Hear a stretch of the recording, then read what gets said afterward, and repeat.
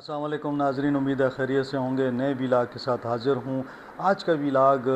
Field marshal Asim Munir صاحب کے حوالے سے ہے۔ انہوں نے کیا بات کی ہے؟ انہوں نے عمران خان صاحب کے حوالے سے پہلی دفعہ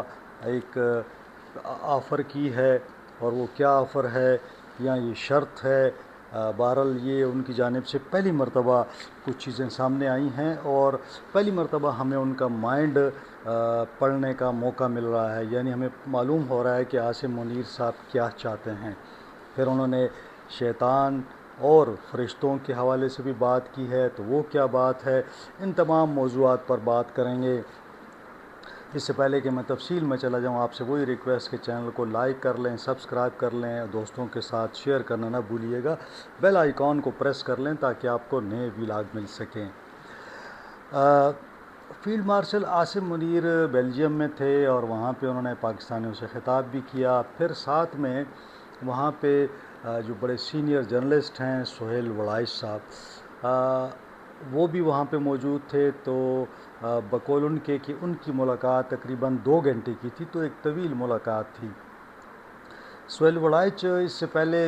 جو جنرل باجوہ اور جنرل فیض، اس طرح دیگر جو آرمی چیف ہیں، ان کے ساتھ بھی اس طرح ملاقاتیں کر چکے ہیں، اس حوالے سے بھی کالم لکھ چکے ہیں۔ باجوہ ڈاکٹرائن انہوں نے لکھی، اس پہ بھی کافی بات چیت ہوئی۔ ان کے اگر آپ کالم پڑھیں گے تو آپ کو یہ اندازہ ہوگا کہ جو باتیں وہ اب کر رہے ہیں وہ پہلے بھی کر چکے ہیں، اور ہر آرمی چیف کے حوالے سے ان کی جو بھی اسسمنٹ ہوتی ہے وہ ایک ہی ہوتی ہے، اس میں کوئی آپ کو تبدیلی نظر نہیں آئے گی۔ اس کی بڑی وجہ یہ بھی ہو سکتی ہے کہ چونکہ ایک سرونگ افسر ہوتا ہے تو آپ اس کے خلاف نہیں لکھتے، بلکہ ظاہر ہے کہ فیلڈ مارشل ہیں، آرمی چیف ہیں، تو ایک صحافتی تقاضا یہ ہے کہ آپ اس کے حق میں لکھیں۔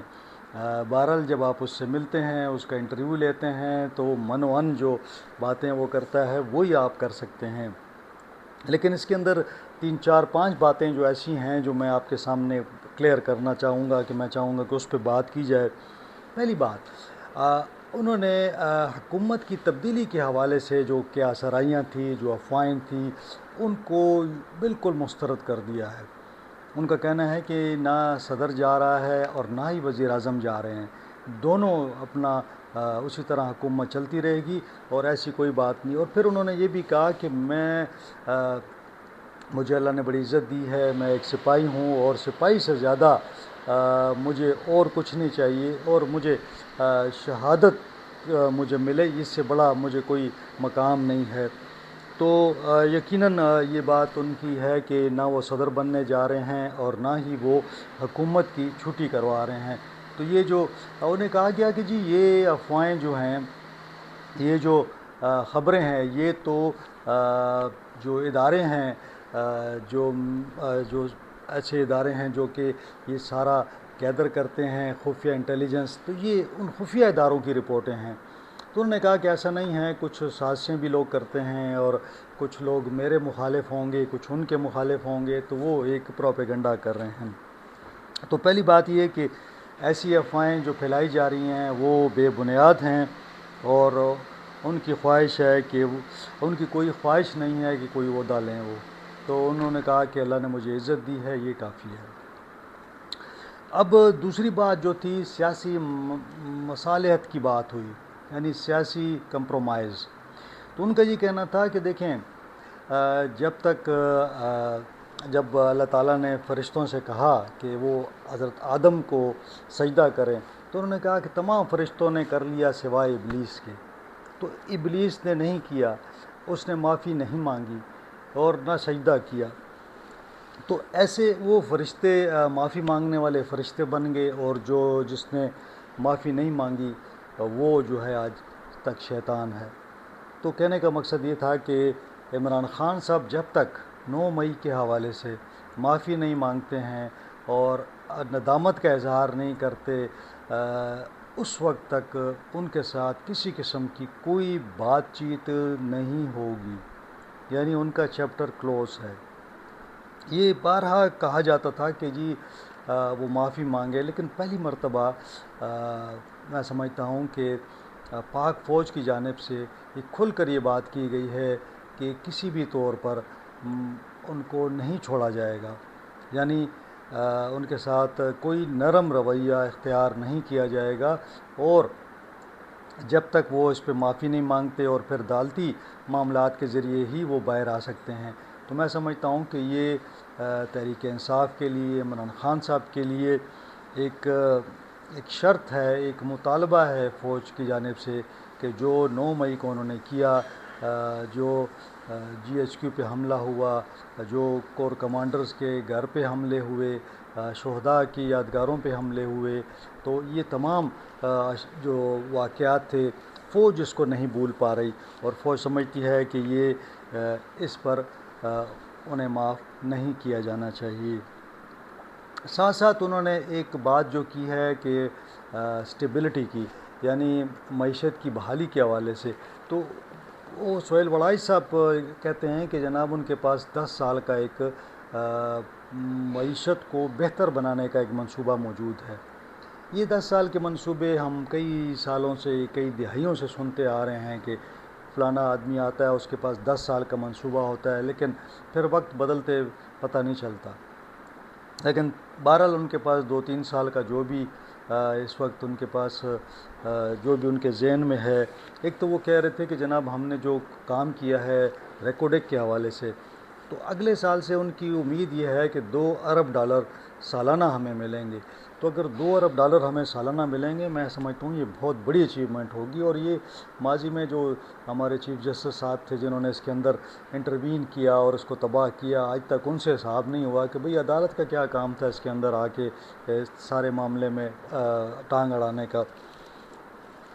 پھر انہوں نے ایک اور بات جو کی ہے، ان کا یہ کہنا ہے کہ اگر ہم نے جو ہمارے پاس ریئل منرلز ہیں، یعنی معدنیات ہیں، امریکہ کے ساتھ ہماری بات چیت ہو رہی ہے، اگر اس میں ہم کامیاب ہوتے ہیں تو پاکستان کے قرضے بھی اتر جائیں گے اور پاکستان خوشحال ہو جائے گا۔ یہ اس حوالے سے پر امید ہیں، تو یہ بھی ایک اچھی بات ہے۔ انہوں نے امید کا اظہار کیا ہے کہ پاکستان کے حالات جو ہیں وہ بہتر ہو جائیں گے۔ ساتھ ساتھ انہوں نے جناب ایک اور معاملہ بھی اٹھایا ہے، جیسے افغانستان کے حوالے سے اور TTP کے حوالے سے۔ ان کا یہ کہنا ہے کہ ہم ہر پاکستانی کے خون کا بدلہ ضرور لیں گے، اور افغانستان جو وہاں پہ جو TTP کے لوگ ہیں وہ ان کو دھکیل رہا ہے پاکستان کی جانب،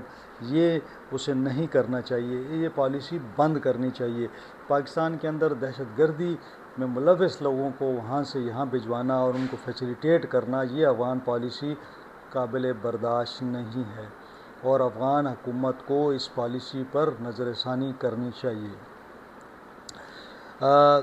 ساتھ ساتھ انہوں نے 2-3 اور چیزوں پر بھی بات کی ہے، جیسے پاکستان کی جو US پالیسی ہے، پاکستان کی جو چائنا پالیسی ہے۔ ان کا یہی کہنا ہے کہ ہم چاہتے ہیں کہ ہم دونوں کے ساتھ ایک برابری کی سطح پر ایک مساوی جو ہیں تعلقات رکھیں۔ ہم کسی کے ساتھ کسی کے خلاف نہیں جانا چاہتے، ہم چاہتے ہیں کہ بڑی جو عالمی طاقتیں ہیں ان کے ساتھ ہمارا مساوی تعلق ہو، جو کہ کاروبار پر مشتمل ہو، معیشت کے حوالے سے ہو، اور ہم دونوں کو چاہیں گے کہ ان کے درمیان جو ماجرائی ہے وہ بھی کم ہو۔ ساتھ ساتھ انہوں نے صدر ٹرمپ کے حوالے سے بات کی کہ انہیں اس چیز کا احساس تھا کہ صدر ٹرمپ جو امن کے لیے کوششیں کر رہے ہیں، اور ان کی یہ جو امن کی خواہش ہے وہ حقیقی ہے، اگر وہ پاکستان اور انڈیا کے حوالے سے ہے، یا یوکرین اور روس کے حوالے سے ہے، یا دیگر ممالک میں ہے، تو انہوں نے کہا اسی وجہ سے ہم نے ان کو امن ایوارڈ کے لیے نامزد کرنے کا سوچا تھا۔ یہ کچھ ایسے معاملات تھے جن پر انہوں نے کھل کر بات کی۔ پھر ساتھ ساتھ میں دیکھ رہا تھا کہ سہیل وڑائی صاحب نے ایک کالم بھی اس پہ لکھا ہے، اور پھر سہیل وڑائی صاحب یہ کہتے ہیں کہ جناب تحریک انصاف کو اس وقت یوٹیوبر چلا رہے ہیں، اور یوٹیوبر جو ہیں وہ وہی کردار ادا کر رہے ہیں جو تارا مسیح نے کردار ادا کیا تھا، یعنی اپنے لیڈر کو پھانسی پر لے جانے والے کام کیے جا رہے ہیں۔ ان کا یہ کہنا تھا کہ پارٹی یرغمال ہے، اور عمران خان صاحب نے ماضی میں کئی یو ٹرن لیے، یعنی یو ٹرن لینا ایک نیگیٹو وہ تھا، لیکن انہوں نے لیے۔ سہیل وڑائی صاحب کا یہ کہنا تھا کہ ہم تو بار بار یہی کہتے ہیں کہ مصالحت کر لیں، اور اب مصالحت کیا، ان کی تجویز کیا ہے؟ ایک تو تجویز ان کی یہ ہے کہ جناب آپ معافی مانگ لیں اور آگے بڑھیں۔ دوسرا جو اہم بات ہے وہ یہ ہے کہ جناب وہ تجویز یہ دے رہے ہیں کہ آپ خاموشی اختیار کریں اور اگلے الیکشن تک آپ آرام سے انتظار کریں، اور سیاسی جو ٹینشن ہے اس کو ختم کریں، اور جو اگلے الیکشن ہے اس کی تیاری کریں، اور کوشش کریں کہ اگلے الیکشن کے لیے جو بھی ایک الیکشن کے حوالے سے دھاندلی کے جو معاملات ہوتے ہیں، اور شفاف الیکشن کے لیے، یعنی دھاندلی ختم ہو جائے اور شفاف منصفانہ انتخابات ہیں، اس کے لیے کام کریں، اور اس کے لیے حکومت کو مجبور کریں کہ وہ اس قسم کی جو پالیسیاں بنا لے، قانون سازی کر لے، اور پھر اس کو عمل درآمد کے لیے ایک زبردست قسم کا ایک وہ بنائیں۔ تو وہ انہوں نے عمران خان پہ یہ زور دیا ہے کہ کوئی بھی لیڈر اگر وہ مثال دیتے ہیں کہ جناب اگر ذوالفقار علی بھٹو تھے تو وہ بھی فوج کے ذریعے ہی آئے، پھر بینظیر بھٹو بھی اسی طرح مفاہمت میں کے ذریعے پہلی دفعہ آئیں، پھر دوسری دفعہ بھی آئیں،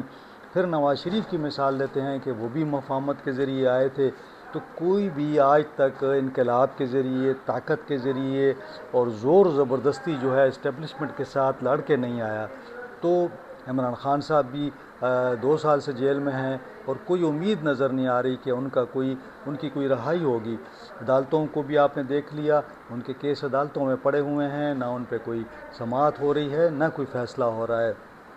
جو عوام ان کے ساتھ ہیں وہ یقیناً پاکستان کے اس وقت پاپولر لیڈر ہیں، لیکن اب عوام بھی اس طرح جو نکلنا ہے، جو احتجاج ہے، اس میں اب نہیں آ رہے۔ ہم نے دیکھا 14 اگست کو بھی لوگ نہیں نکلے، اسی طرح ان سے پہلے انہوں نے جو 5 اگست کا کہا اس دن بھی کوئی خاص وہ نہیں ہوا۔ تو اب ان کو یہ مشورہ دیا جا رہا ہے کہ وہ مفاہمت کی راہ اپنائیں، اور مفاہمت کے ذریعے، مصالحت کے ذریعے اور بات چیت کے ذریعے، مذاکرات کے ذریعے راستہ نکالیں۔